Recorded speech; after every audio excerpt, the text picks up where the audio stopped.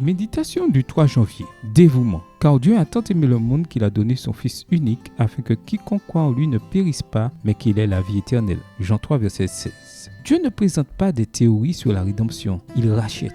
L'énorme défi du péché devait être équilibré par une grâce énorme et Jésus, le Fils de Dieu, concrétise à la perfection cette solution. Il ne fait aucun doute que l'amour tire son origine de la divinité. Là s'active ce mécanisme formidable qui remet chaque chose à sa place. Ce mécanisme, dont nous ne pouvons qu'être reconnaissants, nous envahit de tant de joie qu'elle afflue vers ceux qui vivent avec nous. Jésus est l'énergie salvatrice la plus impressionnante du cosmos et il s'est livré pour nous comme un bébé rose et sans défense. L'immensité a su concentrer en ce minuscule être la véritable nature de l'univers et ce bébé a grandi dans la grâce divine, devenant la personne qui a modifié l'histoire. C'est que le Seigneur aime les surprises et nous étonne de temps en temps. Son Fils bien-aimé a rejoint silencieusement les sentiers de la terre, comme un de plus, discutant de l'insignifiant et du magnifique, avec les savants et les analphabètes, avec les pieux et les impies. Il a dressé sa tente à côté de nous, à côté de ses frères. Il n'y a eu chez lui aucune tentative de différence. Il s'est fait notre égal, parce que dans cette égalité réside la solution. Et il a planté la semence du royaume des cieux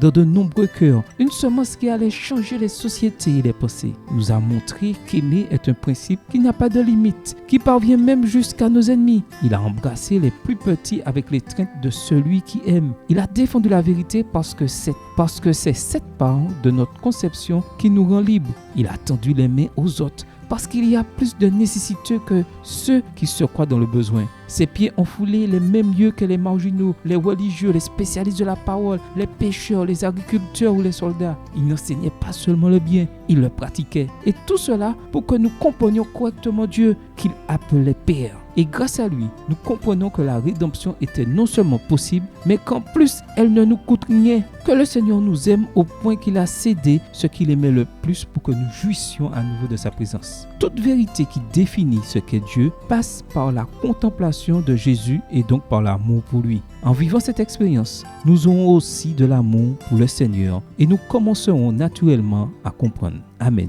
Bonne journée à toi et que le Seigneur te bénisse.